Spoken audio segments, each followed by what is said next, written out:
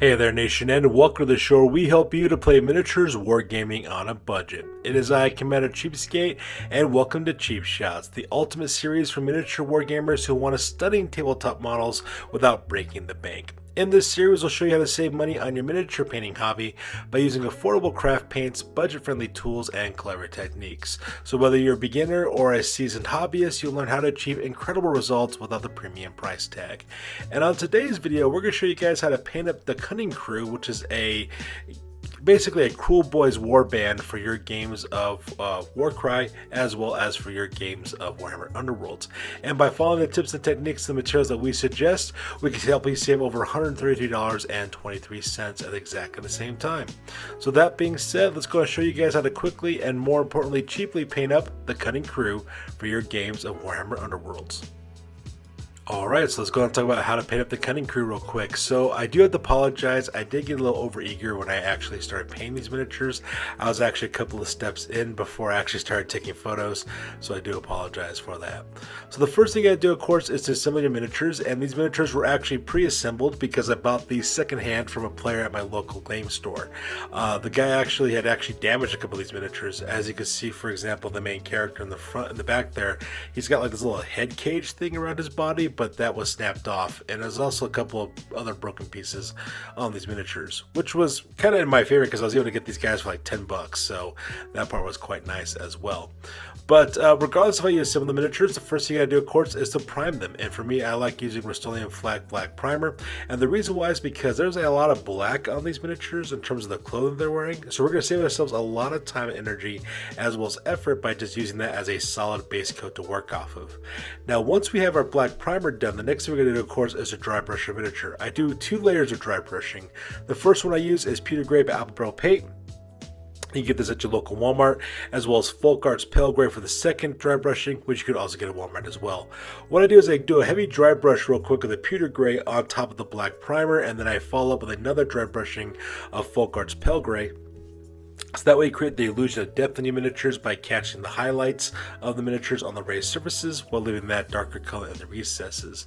And actually this takes care of a lot of the fabric these characters are wearing, and actually takes care of a lot of those issues for us. The next detail we're going to focus on these players, of course, are on their flesh. So because these guys are Cruel Boys, which are kind of like hobgoblin type orc / goblinly type characters from Age of Sigmar, we decided to make them up, painting them up with their traditional green colored skin by using Palm Leaf by Apple Barrel Paint. I just put 2 thin layers of this directly on all the flesh that's exposed on these guys, so things like their faces, their noses, their hands and their arms, as well as their feet as well. Just put 2 thin layers of this to get a good solid base coat, and once we got done with our base coating, we can move on to our dry brush.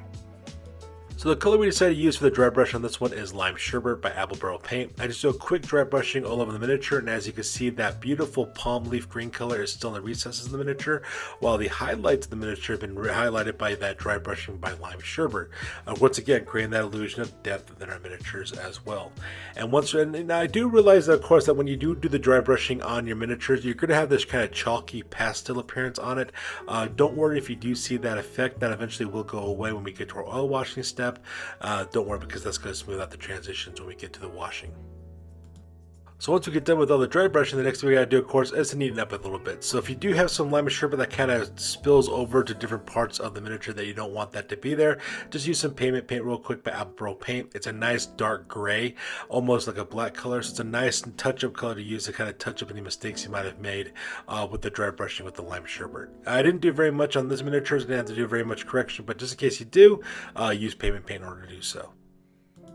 Now this may seem kind of backwards, but actually what we're going to do is we're actually going to work on the bases before we work on anything else. And the reason why that's the case is because these bases from the Warhammer Underworlds miniatures have sculpted bases that have a lot of detail in it. For example, the main character there has a trident looking weapon.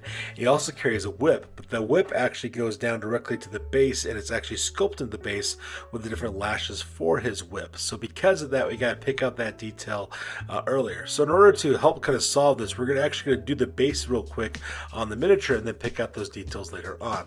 So the color that we're going to use for these guys is Burnt Sienna by Folk Art. You can get this at your local Walmart. It's a nice kind of reddish brownish color, which I use for a lot of the wasteland type of bases that I use for a lot of the orcs and goblins and greenskins in the series collection. So I just put 2 thin layers of that directly onto the base and then move on with the dry brushing. So the next major detail we're going to focus on now are on the leather goods on these miniatures, and there's actually quite a bit of it. For example, we have some characters carrying these trident type weapons. So for the weapon shafts, we actually use 2 thin layers of Burnt Umber by Folk Art.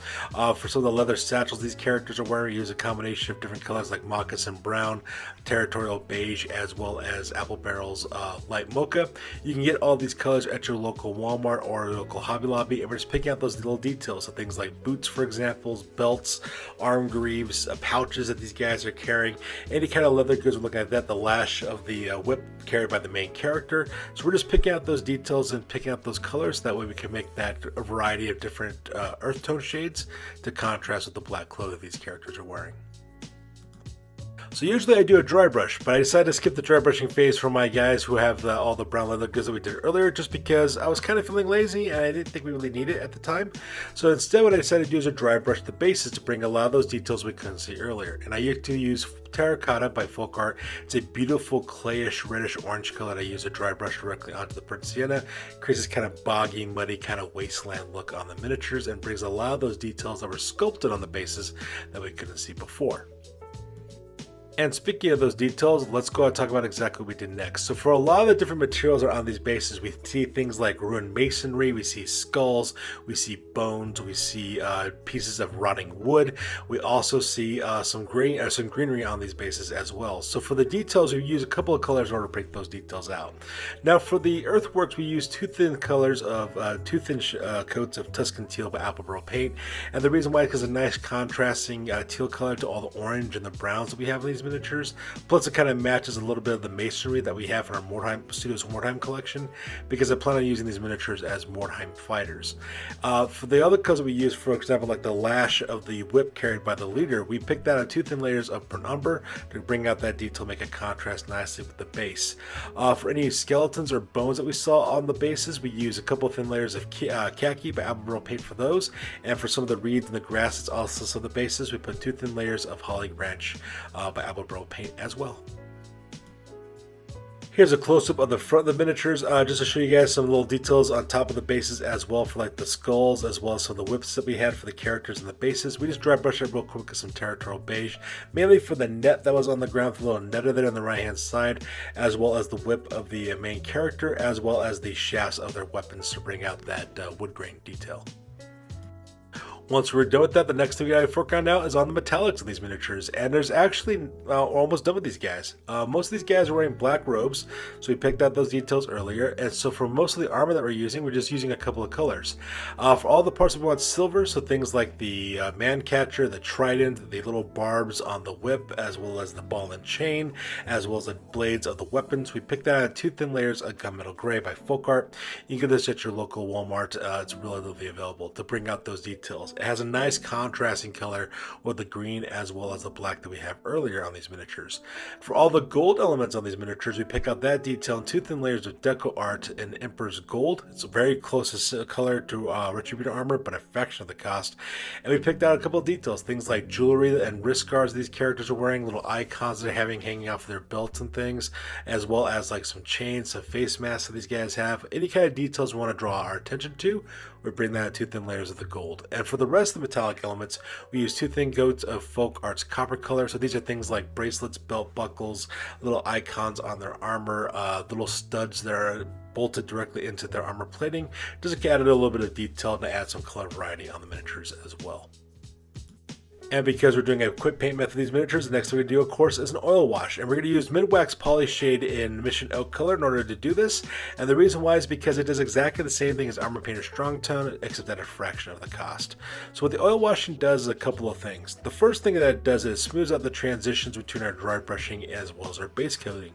As you can see on these miniatures, that the very chalky pastel appearance is now gone because it has smoothed out those transitions between them. The second thing that the stain does as well is that it actually seeps directly into the recesses of the miniatures and brings out a lot of the details we couldn't see before.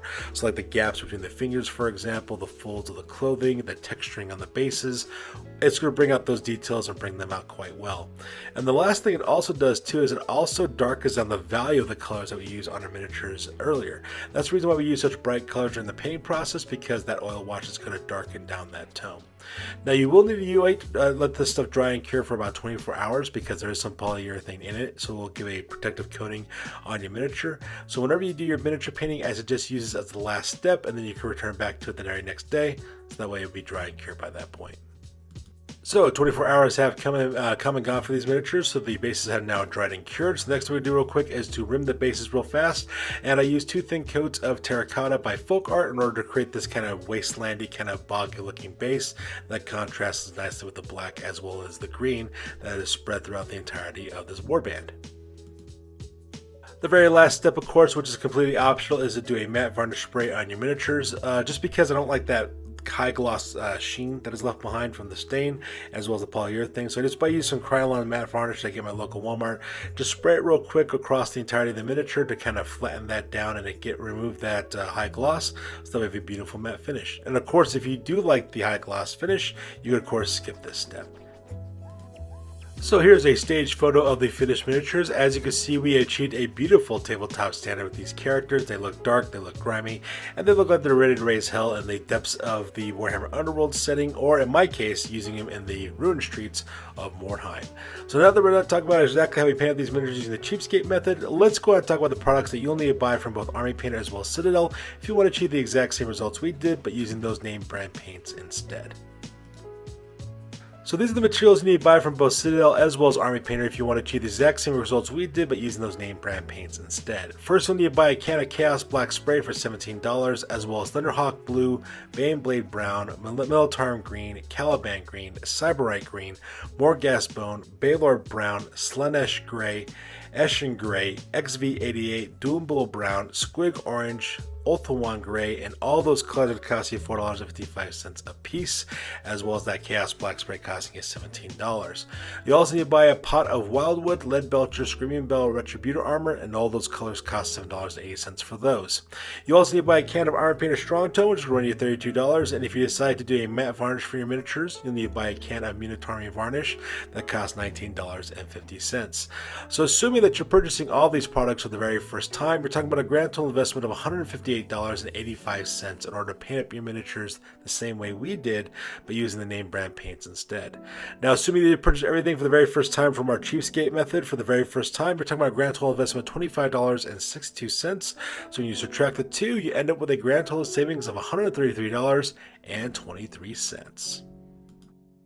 So there you guys have it. This is how you guys can quickly and more importantly cheaply paint up your little warband of the Kunnin crew from your games of Warhammer Underworlds. And if you're looking for a way to save money on your miniature wargaming hobby, especially during these current economic times, may I suggest switching to cheap craft paint. You can achieve spectacular results for a fraction of the cost. And so if you're looking for a way to save money, may I recommend doing that as well. And of course, if you guys have any kind of suggestions or some other kind of comments you guys want to leave below on the paint job, your thoughts, please leave it in the comment section below. I'd love to hear what you guys think about this miniature painting process. So that's good for those of you guys. As always, please feel free to like, comment, and or subscribe. Your guys' input is invaluable to us as always. Also check us out on Facebook, Instagram, as well as blogger.com for all these great hobby news related to this channel. I am Commander Cheapskate. That's good for this one. We'll catch you guys next video. Peace out and stay classy.